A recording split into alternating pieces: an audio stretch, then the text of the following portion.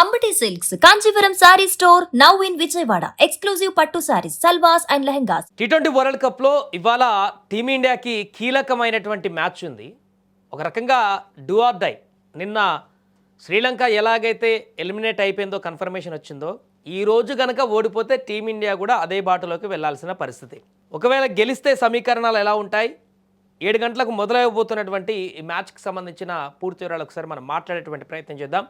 చెన్నైలో జరుగుతుంది కాబట్టి ఇది కొంచెం స్పిన్కి అనుకూలించేటువంటి స్టేడియం మనకు అక్కడ కనిపిస్తుంటుంది చెన్నై అనగానే ప్రధానంగా. కాబట్టి ఈరోజు వరుణ్ చక్రవర్తి ఉంటాడు టీంలో, అలాగే అక్షర్ ఉంటాడు, అదేవిధంగా మనకు పేసర్లు బూమ్రా, హార్దిక్ పాండ్యా, అక్షర్దీప్ ఎలాగ ఉన్నారు ముగ్గురు.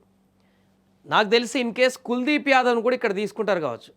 ఒకవేళ కంప్లీట్గా పిచ్ అనేది కొంచెం ఫ్లాట్ పిచ్ రెడీ చేస్తున్నట్టు కనపడుతుంది. పిచ్ నెంబర్ 5 ఈ స్టేడియంలో పిచ్ నెంబర్ 5 దాన్ని రెడీ చేస్తున్నారు ఈరోజు మ్యాచ్కి.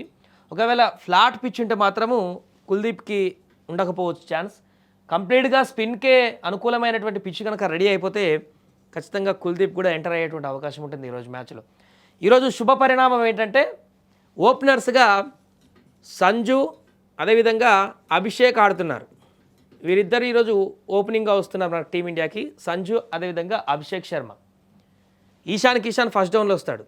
తిలక్ వర్మ ఉంటాడా లేదా అనేది ఇంకా తెలీదు, ఎందుకంటే ఈ కుల్దీప్ ప్లేస్ మీద డిపెండ్ అయి ఉంటుంది తిలక్ వర్మ. కుల్దీప్ కనుక ఉండాలి అనుకుంటే ఖచ్చితంగా తిలక్ వర్మను రీప్లేస్ చేస్తారు. ఇక్కడ స్పిన్ పిచ్ కనుక ఎక్కువగా ఉంటే మాత్రం కుల్దీప్ని తీసుకోవాల్సి వస్తే తిలక్ వర్మను రీప్లేస్ చేయాలి. ప్రస్తుతానికైతే తిలక్ వర్మ ఉంటాడు కావచ్చు అనిపిస్తుంది, ఎందుకంటే కొంచెం ఒకవేళ సడన్గా వికెట్స్ పడితే స్టేబుల్గా బ్యాటింగ్ చేస్తున్నది కొంత తిలక్ వర్మే కాబట్టి ఇంకొక అవకాశం ఇస్తారు కావచ్చు అనిపిస్తుంది. మ్యాచ్లో తిలక్ వర్మ ఉండేటువంటి అవకాశం కనిపిస్తుంది. ఈ మ్యాచ్లో మనం పక్కాగా గెలవాలి, ఒకటి ఫిక్స్ అది. ఇది 7 గంటలకు మనకు మ్యాచ్ ఈరోజు ఉంటుంది. అయితే దీనికంటే ముందే మనకు ఒక క్లారిటీ వస్తుంది. మధ్యాహ్నం 3 గంటలకి 3 PM వెస్టిండీస్ అదేవిధంగా సౌత్ ఆఫ్రికా మ్యాచ్ ఉంది. West Indies south Africa. ఈ 3 PM మ్యాచ్లో మనకు ఒక క్లారిటీ వస్తుంది. ఈ 3 PM మ్యాచ్లో సాయంత్రం వరకు వెస్టిండీస్ ఓడిపోయిందా ఇక మనకి ఇబ్బంది లేదు. జింబాబ్వే మీద కూల్గా నీట్గా గెలిస్తే సరిపోతుంది. ఇక జింబాబ్వేలో ముజర్బా అని అసలు ఎలా బౌలింగ్ వేస్తున్నాడో అందరికీ చూసిందే. సికిందర్ రాజా కెప్టెన్ జింబాబ్వే, అదేవిధంగా బురున్, ఈ ముగ్గురు కీలక ప్లేయర్లుగా ఉన్నారు. బెన్నెట్ కూడా ఆడుతున్నాడు బాగానే. కీలకంగా పనిచేస్తున్నటువంటి బౌలర్లు దీంట్లో ఆల్రెడీ బ్యాట్స్మెన్ అండ్ బౌలర్స్ ఇద్దరు కూడా వీళ్ళు కీలకంగా పనిచేస్తున్నారు జింబాబ్వే. కెప్టెన్ ఇవాన్స్ కూడా ఆల్రెడీ స్టేట్మెంట్ ఇచ్చాడు, మేము ఎంతవరకు సాయశక్తులు అడ్డు పెట్టాలో అంతవరకు అడ్డు పెడతాం, టీమిండియాను అడ్డుకుంటామని చెప్పేసి వాళ్ళు చాలా కఠినంగా తీసుకుంటారు ఈ మ్యాచ్ని. టీమిండియా మీద మ్యాచ్ని అంత ఈజీగా తీసుకోవట్లేదు. ఇప్పటికీ ఒక మ్యాచ్ ఓడిపోయినారు కాబట్టి ఖచ్చితంగా వెస్టిండీస్ మీద ఓడిపోయినారు కాబట్టి మేము ఖచ్చితంగా ఈ మ్యాచ్ గెలవాలనేటువంటి ఉద్దేశంతో వారు బరిలోకి దిగుతున్నారు. ఈ మ్యాచ్ అంత ఈజీగా వదిలిపెట్టేటువంటి ప్రసక్తి ఉన్నది జింబాబ్వే కూడా. సో ఈరోజు ఎలా ఉండబోతుంది మ్యాచ్ అని అంటే, చెన్నైలో మ్యాచ్ కాబట్టి అక్కడ ఫ్లాట్ పిచ్ ఉంటేనేమో మంచి స్కోరింగ్కి వచ్చేటువంటి అవకాశం ఉన్నటువంటి గేమ్గా మారుతుంది. స్పిన్ పిచ్గా మొత్తం కంప్లీట్గా రెడీ చేస్తే మాత్రం కొంత పరుగులు తీయడానికి కష్టపడేటువంటి అవకాశం ఉండదు. అండ్ అలాగే సెకండ్ బ్యాటింగ్ చేసేటువంటి వారికి తీవ్ర ఇబ్బందులు తప్పవనేటువంటి విషయం కూడా చాలా స్పష్టంగా కనపడుతుంది ఈరోజు మ్యాచ్లో. టాసే కీలకం కాబోతుంది. ఈ యొక్క మ్యాచ్లో ఈరోజు టాస్ అత్యంత కీలకం కాబోతుంది. ఎవరు టాస్ గెలిచినా వారు వెంటనే బ్యాటింగ్ అప్పచెప్తారు అవతల టీంకి.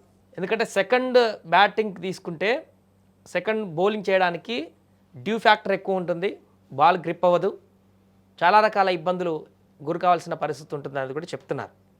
కాబట్టి టాస్ కూడా చాలా కీలకం కాబోతుందనే విషయం కూడా చాలా స్పష్టంగా తెలుస్తుంది. చేజింగ్ తీసుకోవడానికే ఎక్కువగా మొగ్గు చూపేటువంటి అవకాశం ఉంది మొదట బ్యాటింగ్ టాస్ గెలిచినటువంటి వారు. ఏదేమైనా ఈరోజు మ్యాచ్లో సంజు, అభిషేక్ ఓపెనర్గా రాబోతున్నారు. నిన్న గంటల తరబడి నెట్స్లో ప్రాక్టీస్ చేశారు. సంజు గంటల తరబడి చేశాడు. అభిషేక్ శర్మ ప్రాక్టీస్ సెషన్ అయిపోయిన తర్వాత కూడా ఇంకా ఎక్స్ట్రా 45 నుంచి 1 అవర్ వరకు ప్రాక్టీస్ చేశాడంట అభిషేక్ శర్మ. నెట్స్లో అందరు ప్రాక్టీస్ సెషన్ అయిపోయాక కూడా ప్రత్యేకంగా తాను ఇంకొక గంట పాటు ప్రాక్టీస్ చేశాడు. అంటే ఇంకా అర్థమైపోయింది తనకి ఖచ్చితంగా ఆట ఆడాల్సిందే. ఈ టైంలో కూడా మనం విఫలమైపోతే టీమిండియా ఇబ్బందులు పడడమే కాదు తన భవిష్యత్తు కూడా ఇబ్బందికరమైనటువంటి పరిస్థితులు ఎదురవుతాయి కాబట్టి అభిషేక్ శర్మ చాలా సీరియస్గా ప్రాక్టీస్ చేశాడు నిన్న. అభిషేక్ శర్మ సంజు శాంసన్ కనుక ఓపెనింగ్ పార్ట్నర్షిప్లో ఈరోజు మ్యాచ్లో కొద్దిసేపు నిలబడితే చాలు ఆటోమేటిక్గా పరుగుల వరద సృష్టించేటువంటి అవకాశం కనపడుతుంది. మనం అనుకున్నట్టు వెస్టిండీస్ కనుక సౌత్ ఆఫ్రికా మీద గెలిస్తే సుమారుగా ఫస్ట్ బ్యాటింగ్ చేస్తే మనం 200కు పైచిలుకు 220-230 పరుగులు కొట్టేసి జింబాబ్వేని 100 నుంచి 120-130 లోపు ప్యాక్ చేయాలి. లేదు అనంటే చాలా కష్టం అవుతుంది మ్యాచ్ మన సెమీస్కి వెళ్ళడానికి.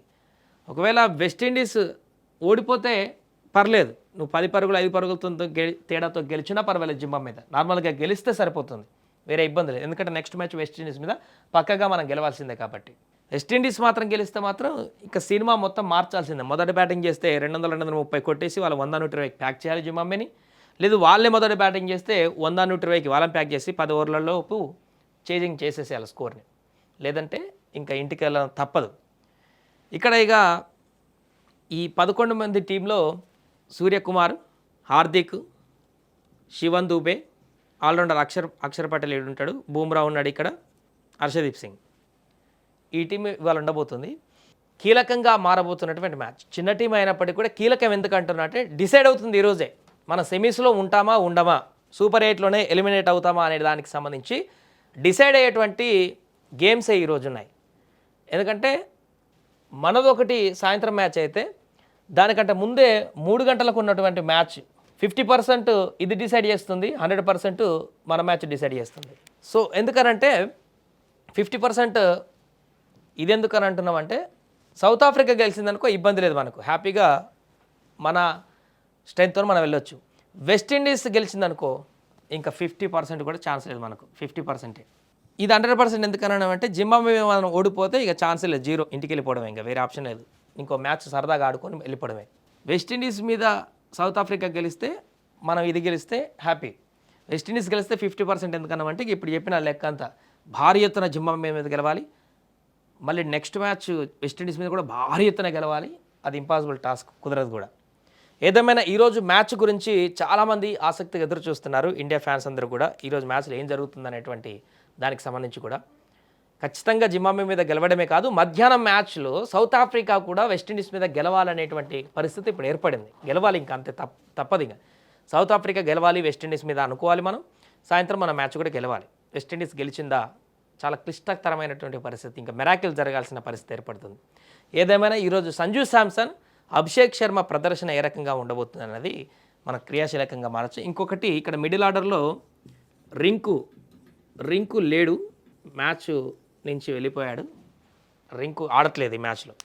నెక్స్ట్ మ్యాచ్ కూడా ఆడదో తెలియదు. తన ఫాదర్కి చాలా సీరియస్గా ఉండడం వల్ల, వెంటిలేటర్ ఉండడం వల్ల రింకు ఇమీడియట్లీ అక్కడి నుంచి వెళ్ళిపోయాడు టీం నుంచి. తను ఆడేటువంటి పరిస్థితి లేదు. సో ఫీల్డింగ్లో రింకు లేని లోటు కూడా కనిపించేటువంటి అవకాశం ఉంది. మరి రింకు ప్లేస్ని ఎవరిని భర్తీ చేస్తారు ఆ గ్రౌండ్లో అనేది చూడాలి.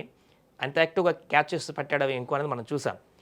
ఏదేమైనా కూడా ఈరోజు సాయంత్రం 7 గంటలకు జరిగేటువంటి మ్యాచ్లో ఫలితం ఏ రకంగా ఉన్నా డిసైడ్ చేసేది మాత్రం 3 గంటల మ్యాచ్. సౌత్ ఆఫ్రికా వెస్టిండీస్ మ్యాచే ముందుగా డిసైడ్ చేస్తుంది. దాని తర్వాతనే మనం ఆడేటువంటి మ్యాచ్ డిసైడ్ చేస్తుంది మనం ఉండాలని లేదా అని. సో అభిషేక్ సంజు వస్తున్నాడు కాబట్టి వీరి ఓపెనింగ్ జోడి ఏ రకంగా ప్రదర్శన చేయబోతుంది అనేది కూడా కామెంట్ చేయండి మీరు. అండ్ అలాగే ఈరోజు మ్యాచ్లో మీరేమనుకుంటున్నారు? సౌత్ ఆఫ్రికా గెలుస్తుందా వెస్టిండీస్ మీద? టీమిండియా జింబాబ్వే మీద ఏ రకంగా ప్రదర్శన చూపించేటువంటి అవకాశం ఉందో కూడా కామెంట్ చేయండి.